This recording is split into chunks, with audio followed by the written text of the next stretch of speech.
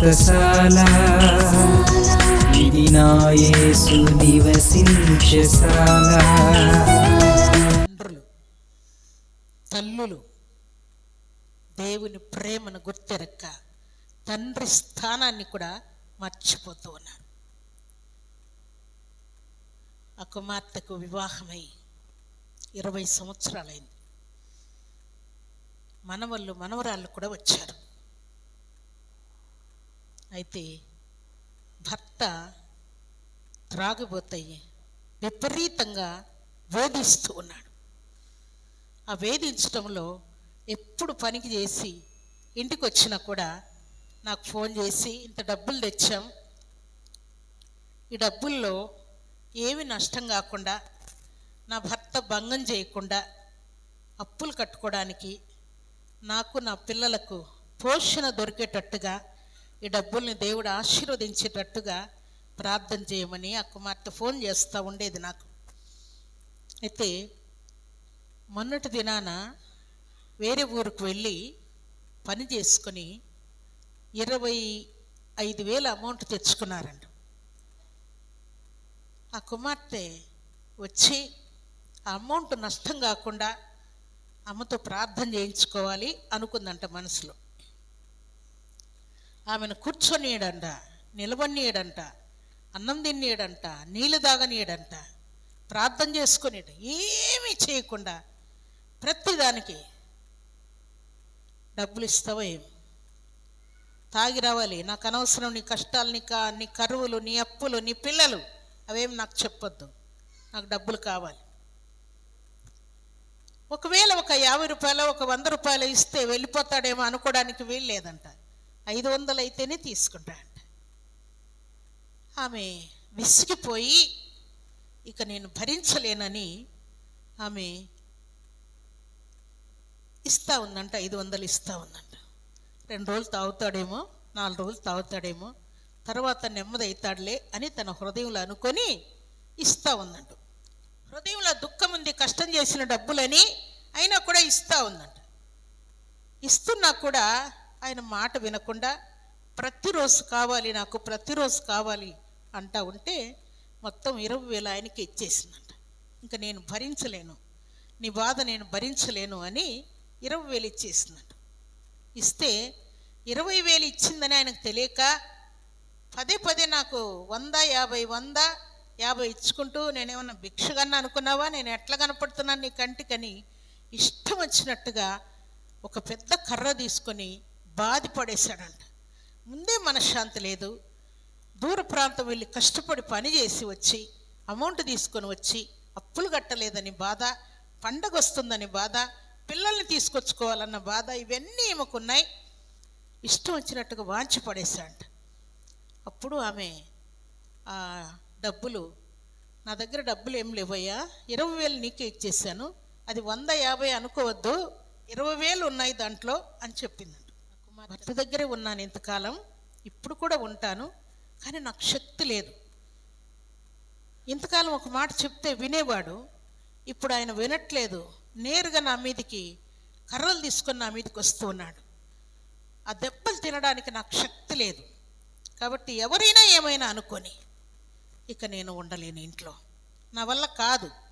నా ఇల్లు, నా పొలాలు, నా స్థలాలు, నా ఇంట్లో ఉన్న ధాన్యం అన్నీ నష్టమైనా పర్వాలేదు, నా వల్ల కాదు. నేను ఇల్లు వదిలి ఎక్కడో ఒక చోటుకు వెళ్ళి బ్రతుకుతాను అంటే, బాధ భరించడానికి కూడా కొంత శక్తి ఉంటుంది ప్రియులారా. బాధ భరించడానికి కూడా దేవుడు మనకు కొంత శక్తిని ఇచ్చి ఉంటాడు. ఆ శక్తి వరకైతే మనం భరిస్తాం, కానీ అంతకంటే ఎక్కువ అంటే ఇక భరించలేరు. ఆ కుమార్తె ఇంట్లో నుండి వెళ్ళిపోయింది. రాత్రి నాకు ఫోన్ చేసి, మా నా కుమార్తె దగ్గర ఉన్నాను, ఇక్కడికి వస్తాడేమో నా భర్త అని భయంగా ఉంది, వస్తే ఇప్పటి నుండి గొడవ చేయనులేమ్మా, నిన్ను కొట్టను, ఏదో నాకు 10వ పరకు తాగడానికి నెమ్మదిగా ఉందాం అంటే నేను సంతోషంగా వెళ్ళడానికి ఉన్నానమ్మా. కానీ ఆయన అలాగ అనట్లేదు. ఏమనుకొని వెళ్ళావు నువ్వు, ఏమనుకుంటున్నావు అసలు నా గురించి నువ్వు అని బెదిరిస్తూ ఉన్నాడమ్మా. కాబట్టి నాకు వెళ్ళే మనసు లేదు, చావడానికైనా సిద్ధంగా ఉన్నాను, కానీ ఆయనను భరించడానికి ఇక నాకు శక్తి లేదని ఆ కుమార్తె దుఃఖపడతా ఉంది. అయితే నేను చెప్పే మాట ఏంటంటే, దేవుని సన్నిధిలో చేరిన తండ్రులైనా భర్తలైనా భరించటానికి అమ్మకైనా చెల్లికైనా భార్యకైనా కొంత శక్తి ఉంటుంది ప్రియులారా. అంతకంటే ఎక్కువ భరించాలంటే మీరు మీ భార్యను కానీ, మీ అమ్మను కానీ, మీ చెల్లిని కానీ మీరు కోల్పోతారు అంతే. ఇంకా కోల్పోతారు అంతే. మీకు జరుగుతున్నటువంటి పరిచర్య, ప్రేమ, దయ, కనికరము, భోజనము, విశ్రాంతి అన్నీ కోల్పోతారు అంతే. ఎందుకంటే దేవుడు మీకు ఇచ్చినటువంటి అమ్మను, దేవుడు మీకు ఇచ్చినటువంటి భార్యను, దేవుడు మీకు ఇచ్చినటువంటి కుమార్తెను, దేవుడు మీకు ఇచ్చినటువంటి చెల్లిని మీరు కాపాడుకోవట్లేదు. కాపాడుకోకుండా పోగొట్టుకుంటూ ఉన్నారు. ఇలాంటి దుర్మార్గపు క్రియలు కూడా తండ్రుల్లో నుండి, భర్తలో నుండి, అన్నల్లో నుండి కాల్చివేయబడాలని దేవుడు కోరుకుంటున్నాడు. ప్రేమ కలిగిన తత్వం. ఈరోజు ఉన్నాం కదా, రేపు ఉంటామో లేదో కూడా తెలియదు. అశాశ్వతమైనది కదా మన జీవితం. ఈరోజు ఉన్నాము, రేపు ఉంటామో లేదో కూడా తెలియదు. అలాంటి కొంచెం జీవితానికి, అల్పమైన జీవితానికి ఇంత కోపము, ఇంత గర్వము, ఇంత అహంకారము, ఇంత దుష్టత్వము మనకు అవసరమా ప్రియులారా? చెప్పండి, అవసరం లేదు కదా. అందుకని దేవుని సన్నిధిలో చేరిన మనందరి జీవితాల్లో ఉన్నటువంటి ఈ దుష్టత్వం, వారు ఎవరైనా సరే, స్త్రీలైనా పురుషులైనా, పిల్లలైనా పెద్దలైనా, దేవుడు పశుపాకలోనికి వచ్చింది ఎందుకు అని అంటే, మనల్ని కొట్టాలంటే, తిట్టాలంటే, మనల్ని సిలువకు అప్పగించాలంటే ఏ శిక్ష అయినా మనకి ఇవ్వగలడు. కానీ ఆ శిక్ష నా పిల్లలకు వద్దు. నా పిల్లలు శిక్ష భరించలేరు, నా పిల్లలు ఈ వేదన భరించలేరు, ఆ నరకం నా పిల్లలు భరించలేరు, ఆ అపవాది కలిగ చేసేటువంటి దురాత్మ క్రియలు, వాయు జబ్బులు, మూర్ఛవ్యాధులు, ఇంకా త్రాగుబోత్తనము, దుష్టత్వము నా పిల్లలు భరించలేరు. వాటి నుండి నా పిల్లలు వేరై జీవించాలని దేవుడు, గొప్ప దేవుడు, కోట్ల కొలది దూతల చేత స్తుతింపబడుచున్న దేవుడు, రాజుల రాజు, ప్రభుల ప్రభు అయినటువంటి ఈ గొప్ప దేవుడు పరలోక పట్టణాన్ని విడిచి పశువుల పాకలోనికి తగ్గించుకున్నాడు. పరిశుద్ధాత్మ నిజంగా మనలో ఉంటే దుష్టత్వం తొలగిపోయి తగ్గించుకుంటాం, ఎంతకైనా తగ్గుతాం. భార్యలైనా భర్తలైనా తగ్గుతారు. అమ్మైనా నానైనా, కుమారుడైనా కోడలైనా, కుమార్తె అయినా అల్లుడైనా తగ్గుతారు. దేవుని ప్రేమ గుర్తెరిగిన వారు తగ్గుతూ ఉంటారు.